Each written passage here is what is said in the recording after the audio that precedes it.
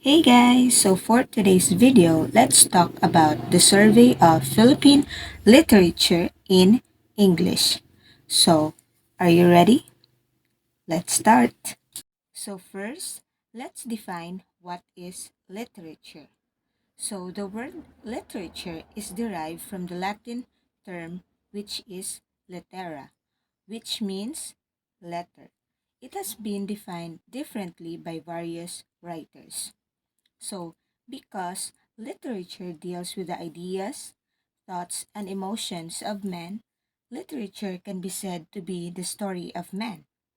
Man's, man's love, griefs, thoughts, dreams, and aspirations, couched in beautiful language, is literature.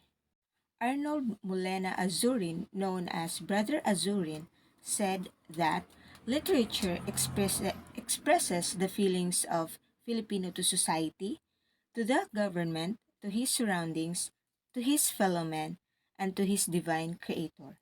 In Panitikang Pilipino, written by Atienza, Ramos, Salazar, and Nazal, it says that true literature is a piece of written work which is undying.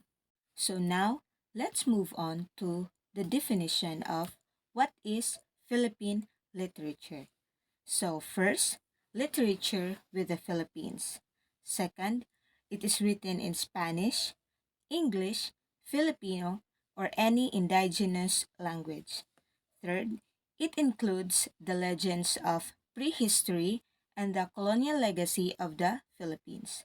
Lastly, some of the notable literature are written during the Spanish period. So earlier, we talked about what is Philippine literature.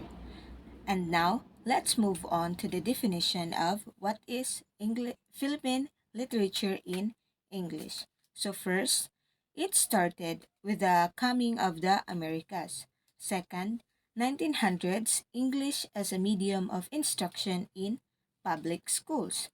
Third, American soldiers is the first teachers. So fourth, in August 1901, Thomasites arrived 500 American teachers on board of USAT Thomas. So lastly, in 1908, primary and intermediate grades were using English. Why do we need to study Philippine literature? Simply because we study Philippine literature so that we can better appreciate our literary heritage. Through a study of literature, we can trace the rich heritage of ideas handed down to us from our forefathers. Then we can understand ourselves better and take pride in being a Filipino. And now, let's talk about the general types of literature. So we have two: prose and poetry. So prose consists of a written within the common flow of conversation in sentences and paragraphs, with poetry refers to the expressions in verse with measure and rhythm, line and stanza, and has more melodious tone.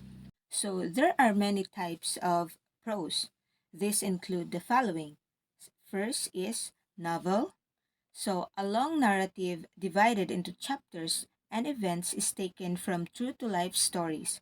Example, Without Seeing the Dawn by Stevan Javelana. So second is the short story. This is a narrative involving one or more characters, one plot, and one single impression. For example, The Laughter of My Father by Carlos Bulusan. So third is plays. This is presented on stage, is divided into acts, and each act has many scenes. Example, 13 Plays by Wilfredo M. Guerrero. Next is legends. These are fictitious narratives usually about origins. Example, The Bicol Legend by Pio Duran. So next is fables. These are also fictitious and they deal with animals and inanimate things who speak and act like people, and their purpose is to enlighten the minds of children to events that can mold their ways and attitudes. Example, the monkey and the turtle. So next is anecdotes. These are merely products of a writer's imagination, and the main aim is to bring out lessons to the reader. Example, the moth and the lamb. So next is we have here essay. This expresses the viewpoint of opinion of a writer about a particular problem or event. The best example for this is the editorial page of a newspaper. Next is we have biography. This deals with the life of a person, which may be about himself, his autobiography, or that of others. Next is we have news. This is a report of everyday events in society, government, science and industry, and accidents happening nationally or not. Next is we have oration. This is a formal treatment of a subject and is intended to be spoken in public. It appeals to the intellect, to the will, or to the emotions of the audience. Let's now move on to poetry. So there are types of poetry, and these are the following. First, we have narrative poetry. This form describes important events in life, either real or imaginary. First, we have epic. This is an extended narrative about heroic exploits, often under supernatural control. The best example for this is the Harvest Song of Aligoyon, translated in English by Amador T. Daggio. Next is the mythical tale. This is a narrative that is written in verse and can be classified either as a ballad or a mythical romance.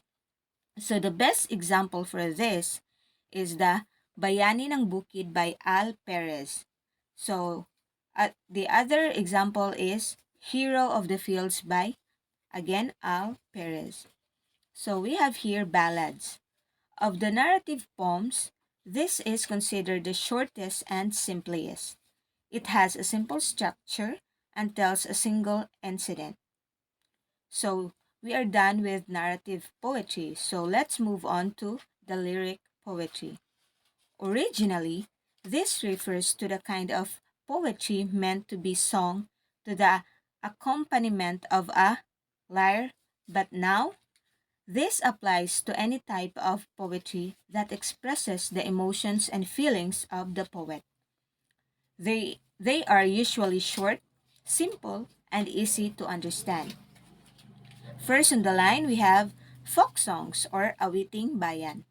These are short poems intended to be sung. The common theme is love, despair, grief, doubt, joy, hope, and sorrow. So example, Chit Chirit Sit. So we are familiar with that folk song. So next is the sonnets. This is a lyric poem of 14 lines dealing with an emotion, a feeling, or an idea. Example, Santang Buds by Alfonso P. Santos. So, next is Elegy. This is a lyric poem which expresses feelings of grief and melancholy and whose theme is death. So, example, The Lover's Death by Ricardo Dimitilio. Fourth is we have Ode or Ode. This is a poem of a noble feeling, expressed with dignity, with no definite number of syllables or definite number of lines in a stanzas. So next is we have Psalm or Dalit. This is a praising song of for God or the Virgin Mary and containing a philosophy of life. So next is we have Awit or song. These have measures of 12 syllables and slowly sung to the accompaniment of a guitar or bandurria. Example, Florante at Laura by Francisco Balagtas. So next is we have corridos or corridos. These have measures of 8 syllables and are recited to a martial beat. So example, Ibong Adarna. So if we have narrative and lyric poetry, let's now move on to dramatic poetry. So first is we have comedy. The word comedy comes from the Greek term kumus, meaning festivity and revelry. This form usually is light and written with the purpose of amusing and usually has a happy ending. So next is melodrama. This is usually used in musical plays with the opera. Today, this is related to tragedy just as the farce is to comedy. It arouses immediate and intense emotion or feeling and is usually sad, but there is a happy ending for the principal character. Third is we have tragedy.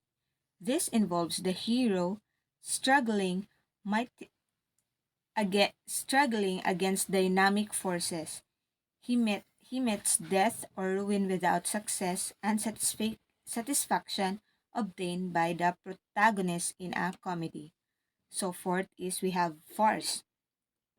This is an exaggerated comedy. It seeks it seeks to arouse mirth by laughable lines.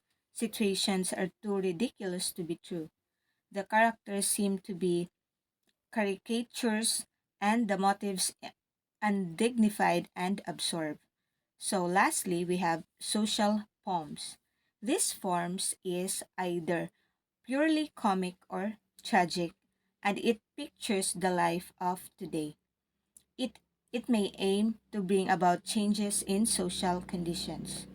Therefore, study of Philippine literature in English provides students diverse experiences of literature and help them gain more awareness of the unique characteristics of each region in the Philippines through varied literary pieces, both oral and written forms, passed by our forefathers up to the present works of Filipino writers that best represent each island of the country. This helps them understand and appreciate the events, culture, traditions, values, and beliefs that shapes Filipino identity across time.